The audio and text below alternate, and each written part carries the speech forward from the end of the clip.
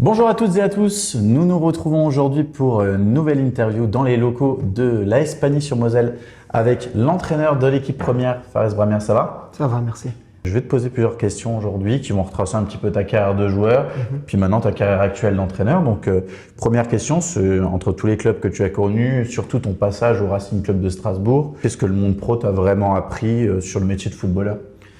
Déjà, une rigueur, une ambition. Voilà, forcément, quand on rentre dans un club pro, dans un centre de formation, on commence à connaître tous les codes footballeurs, on apprend à se gérer aussi seul et à se forger un caractère. Donc, il n'y a pas que dans le sportif que rentrer dans un club pro m'a fait changer dans ma vie. C'est vraiment un tout, même hors sportif. Comment gérer sa vie, comment gérer des situations compliquées hors football, et ainsi de suite. Le fait d'être rigoureux et avoir une vraie structure dans un club professionnel et de s'y tenir, ça nous forge un caractère et ça nous fait progresser mentalement. Donc voilà, j'ai commencé dans un tout petit club qui s'appelle l'AS Burgfelden, où j'ai fait toutes mes toutes petites catégories d'âge là-bas et j'ai intégré le Racing Club de Strasbourg dès mes 12 ans. Le centre de formation là-bas. Après, j'ai fait toutes mes catégories d'âge aussi au Racing Club de Strasbourg jusqu'à signer mon premier contrat pro à 18 ans et jouer en Ligue 2. Et quand le club a déposé le bilan, j'ai un peu vagabondé dans des clubs de national, hein. Lyon-la-Duchère, Colmar, Sarre-Union. Et pour finir au FC Mulhouse où j'ai passé 10 années fantastiques là-bas. Après avoir joué du coup directement dans le monde pro avec le Racing, le fait de redescendre d'un échelon au niveau national, qui est un très bon niveau aussi, qu'est-ce que ça t'a fait ressentir? Tu avais envie quand même de regoûter à la Ligue 2 ou tu te contentais justement du niveau national et de te dire que tu feras quand même une carrière, mais déjà au niveau national? Forcément, on a envie de regoûter à la Ligue 2, même voir la Ligue 1 le plus rapidement possible. Après, j'ai pas été épargné par les blessures, j'ai eu énormément de soucis avec plusieurs opérations. Donc forcément, de revenir à son meilleur niveau, c'est compliqué quand on se fait les ligaments croisés un an après le ménisque et encore un an après une fracture du même genou. Tout ça, c'est compliqué à gérer et surtout le corps n'a plus la même sensibilité quand on est sur le terrain. Donc tout allait bien et une fois tous les 2 mois, tous les 3 mois, c'était une blessure musculaire et ainsi de suite. Et c'est compliqué d'avoir une longévité sans blessure pour pouvoir aller plus haut. Donc forcément, les clubs ne s'intéressent plus trop, même si j'avais encore le potentiel, je pense, à aller plus haut. Les clubs ne font pas trop confiance à des joueurs qui sont souvent blessés.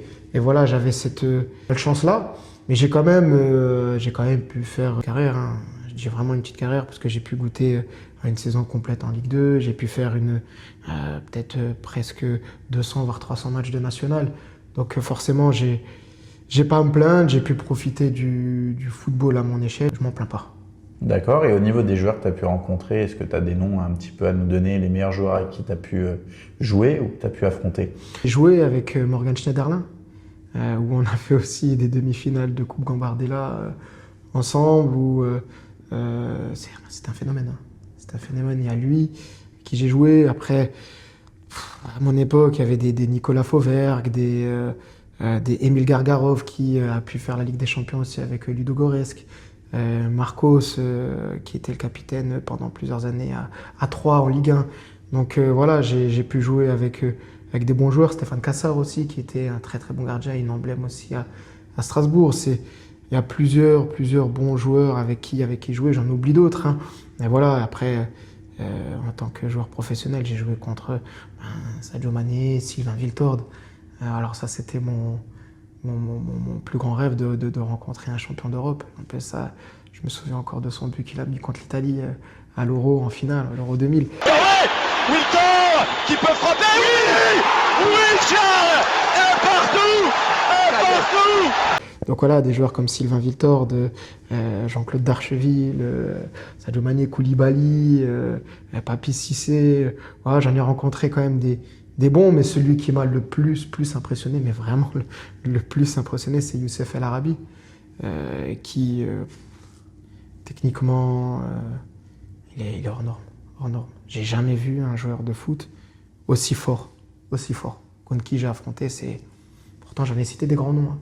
Mais celui-là, quand il était à Caen, c'était waouh. C'était vraiment impressionnant.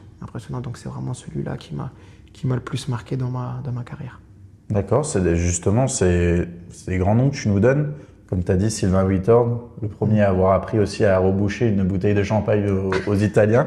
Mais surtout, je voulais revenir aussi sur une chose, c'est ton premier but pro avec le Racing Club de Strasbourg, c'était contre Laval, si je ne me trompe pas. Exactement, ouais. Donc une victoire 4-1, et qu'est-ce que tu as ressenti au moment-là? C'était à la Méno ou C'était à la Méno. C'était à la Méno. Donc dis-nous ce que tu as ressenti, si l'ambiance de la Méno, qui est un grand stade. Bah oui, alors c'est inimaginable, hein. C'était des frissons, des émotions, Bah, on le voit en plus hein, dans ma célébration, je cours n'importe où. Hein.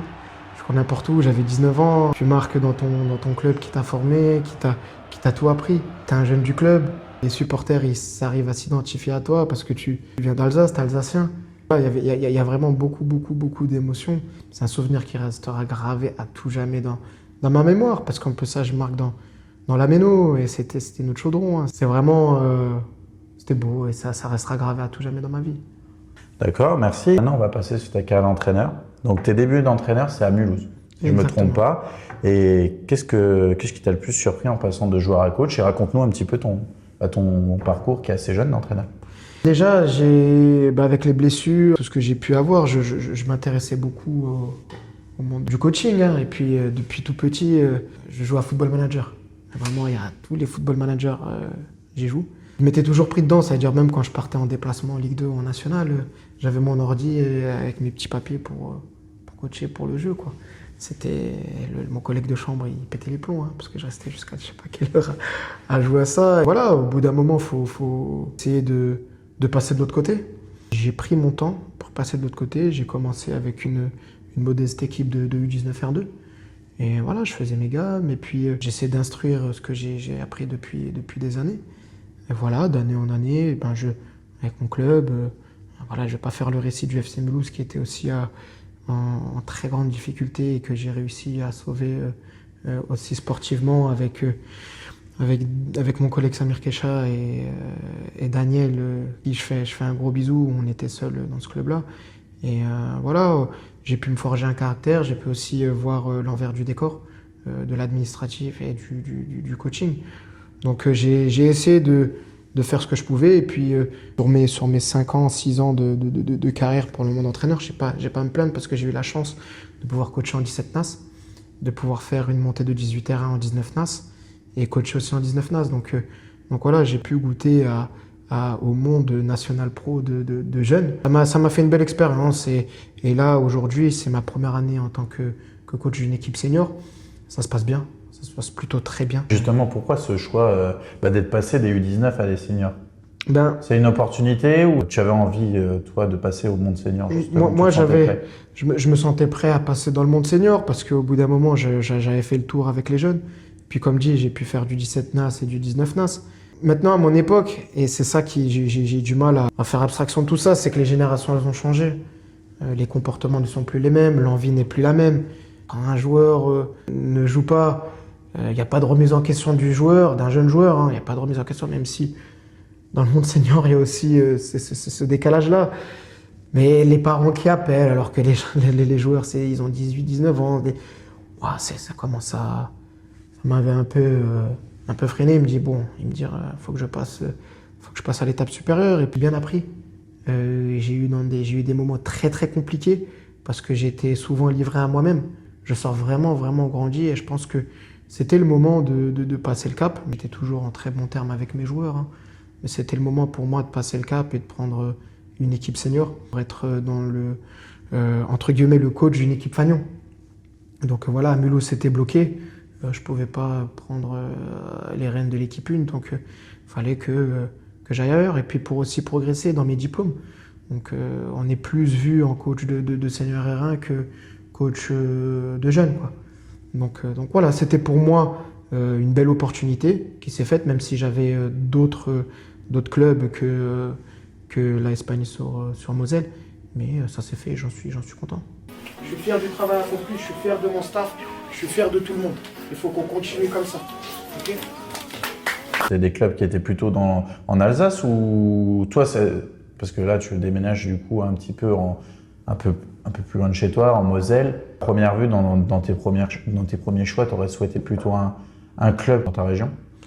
Bah moi, j'étais assez Sans parler de ouvert. niveau, quoi que ce soit. J'étais assez ouvert et surtout attentif, au projet qui pouvait s'offrir à moi. J'étais, bon alors, je l'ai dit, tout le monde le sait, j'étais longtemps, et ça devait se faire avec l'US Sarre-Union, qui descendait de N3 et qui était en R1. J'ai joué aussi là-bas. Club avec qui je suis en très bon terme, que je connais énormément de monde là-bas. Et c'est comme chez moi aussi à Sarre-Union. Et malheureusement, ils ont un peu trop tardé à me donner une réponse. Et en fait, comment la Hispanie-sur-Moselle est venue à moi, c'est Melafidi, directeur sportif du club, m'a appelé. Il a eu mon CV d'un ami à moi qui s'appelle Youssouf Sadjo. Et surtout, il a pris des renseignements auprès de moi au coach de l'APM, Cédric Claire, qui est aussi un très bon ami à moi, qui était mon formateur au BEF. Et ils ont dit que du bien de moi. C'est directement fait. Il m'a appelé, il m'a dit voilà Farez, nous on te veut à la Hispanie-sur-Moselle, on veut te faire directement. Il m'a exposé le projet. J'ai eu la chance aussi de parler avec Thibaut Serbi et Fred Beauchamp qui m'ont exposé sur leur projet. J'ai tout de suite adhéré et ça s'est fait naturellement. Il y a aussi Romu Gambiarini qui a eu des échos sur moi via Steph Léoni, qui est entraîneur du U19 NAS du FC Metz et qui a dit aussi du bon et du très bon sur moi. Donc c'est pour ça que ça s'est fait rapidement, ça s'est fait naturellement. Ils m'ont appelé quand j'étais en vacances, un mardi. Le mercredi, le contrat a été fait et je suis venu signer chez eux directement.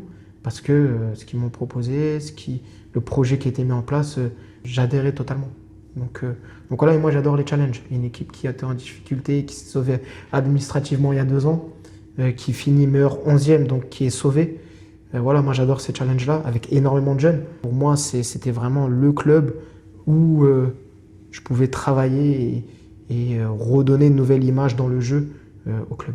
Justement, tu as un groupe très intéressant. Là, en ce moment, tu es 4e, il me semble. Là, ouais, égalité de points avec le deuxième. Égalité de points là, avec le deuxième, avec Cormontreuil et Épernay. Leader Sodanil qui a pris un petit peu le large en ce moment, mais après, c'est pas fini. On en parlait une fois sur une interview qu'on avait pu faire quand vous avez affronté Ucange. C'était un peu les couteaux suisses de ce championnat. Donc, de toute façon, comme tu l'as dit, tu vas te battre jusqu'au bout. Tu as des joueurs très intéressants. Je pense à Shemsko Ramphal, à Christian Mangala, à Julien Setou aussi, un vétéran de l'équipe. Comment tu arrives à gérer dans ce vestiaire un peu tous ces âges un peu différents? Est-ce que tu t'appuies sur justement des joueurs comme Julien Setou pour un petit peu justement aider à gérer le vestiaire, apprendre aux jeunes comme Shemsko Ramphal qui est très jeune? Il a quel âge? C'est un 2005. 2005, donc 21 ans. Et du coup, voilà, je voulais ton point de vue par rapport à ce vestiaire. Comme j'ai l'habitude des jeunes, j'ai une bonne pédagogie avec eux, je sais comment leur parler. Après, dans le football, et surtout, moi, c'est mon point de vue. Un entraîneur, il doit être beaucoup axé aussi sur l'humain. Et avoir une ligne de conduite et de s'y tenir.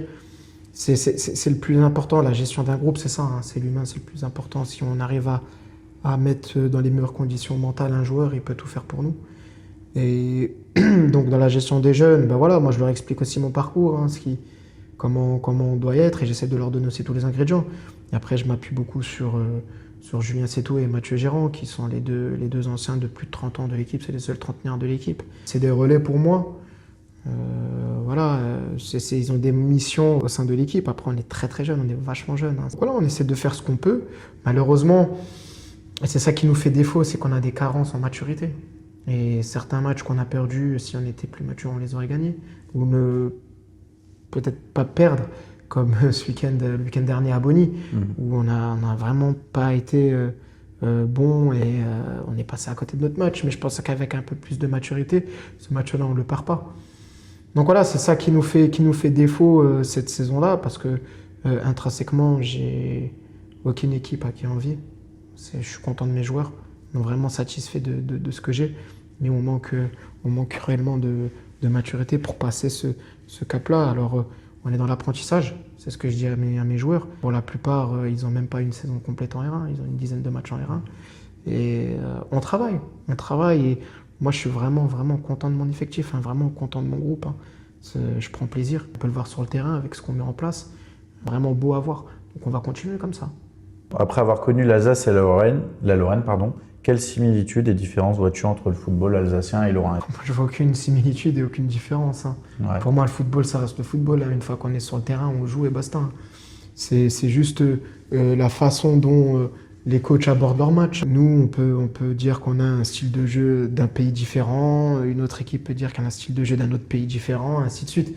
Tout dépend ce que le coach met en place et sa philosophie de jeu qui a été mise en place. Si tu devais garder un moment fort de ta carrière de joueur et un aussi de ta jeune carrière d'entraîneur, on va parler d'abord du joueur et après de l'entraîneur.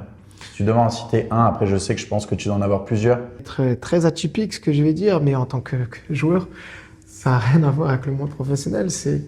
Et ça restera gravé dans la mémoire. J'en parlais encore avec un ami à moi il y a pas plus tard que 3 à 4 jours. C'était quand j'étais petit, on était allé en Benjamin. Ça reste du foot réduit.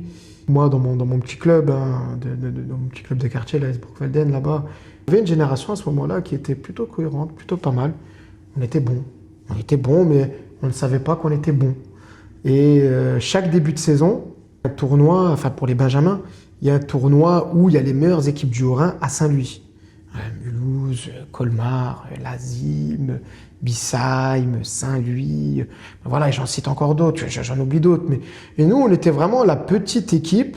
Voilà, on était potes, c'est la première fois qu'on faisait ce tournoi-là.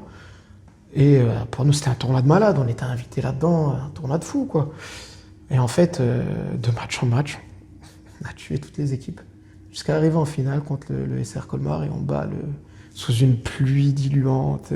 Voilà, et on bat en fait le SR Colmar et on gagne ce tournoi de Benjamin qui était vraiment renommé même dans l'Alsace, quoi, dans le Haut-Rhin. C'est à ce moment-là que nous tous, on se regarde, nos potes, et même parce qu'on était au collège ensemble, et tout, en fait, on est vraiment bon, on est une équipe de malades, quoi. Ce tournoi-là, d'avoir gagné ce tournoi-là, c'est des moments où même quand je rentre chez moi ou autre, où on en parle tout le temps, parce que c'était le tournoi qui est impossible de gagner pour une petite équipe comme nous, quoi. Ce souvenir-là que j'ai, qui est toujours gravé dans la mémoire, et c'est à ce moment-là où on s'est tous dit, putain, on est vraiment des bons joueurs. Et 2 ans après, je me retrouve à Strasbourg, quoi. Et voilà, c'est ça en tant que joueur le plus beau souvenir que j'ai, même si voilà, il y a le but, il y a mon premier match en pro, ainsi de suite, mais c'est ça qui me donne encore la chair de poule et des frissons. Et en tant qu'entraîneur, c'est bien évidemment la montée en 19 NAS, hein. Champion en 18 terrains, et voilà, d'avoir pu faire une montée, même si là c'était contre l'AS Nancy-Lorraine qui était finaliste de la Coupe Gambardella, qui ne pouvait pas monter administrativement, donc c'est nous qui sommes montés, et voilà, c'est un de mes plus beaux souvenirs, parce que j'ai pu emmener des jeunes joueurs issus de 2 quartiers différents, créer une cohésion en 18 terrains et de les emmener dans le plus haut niveau jeune, hein. Cette année-là, la saison dernière, il y a Jérémy Imbert là, qui a marqué en Europa League, contre qui on a joué encore la saison dernière.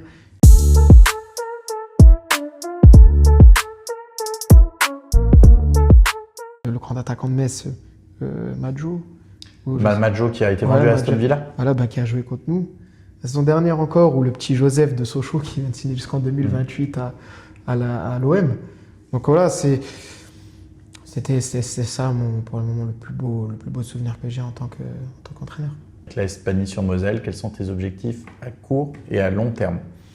Déjà, à court terme, c'était dans un premier temps de redonner une nouvelle image footballistique au club, une nouvelle identité de jeu, et chose qui a été faite. Car maintenant, quand on parle de Pani, c'est dans un premier temps le beau jeu. Et c'est ça ce que je voulais vraiment mettre en place. Finir dans le top 5. Parce que la montée, on sait que ça va être compliqué. Mais au moins finir dans le top 5. On va voir comment que ça se passe aussi en fonction de nos matchs. Si on voit qu'on ne peut pas accrocher le haut du tableau, on sait qu'il faudra tout faire pour essayer de sauver notre R3, qui est dernière en R3. Donc voilà, c'est aussi un projet club. C'est-à-dire que voilà, on a prouvé qui on était. Mais si on n'arrive pas à accrocher le haut du wagon, pourquoi pas revoir nos ambitions et mettre en œuvre les choses pour que notre R3 se maintienne à court terme.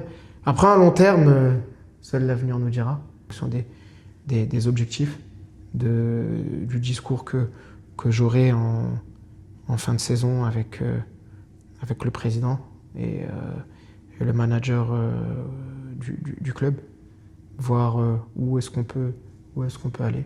Cette année se passe bien, j'espère qu'elle se terminera bien, et ça sera tout autre chose en fin de saison. Donc, à voir comment que ça va se passer, les discours et les ambitions qu'il y aura pour la saison prochaine. Bah, merci. Merci pour cette interview. Pas de problème. Merci de m'avoir accueilli dans les locaux de la Hispanie sur Moselle. Ouais. À bientôt. À bientôt. Merci. N'oubliez pas de liker la vidéo et de vous abonner si ça vous a plu. Et à la prochaine. Ciao. Il a dit petit, va faire un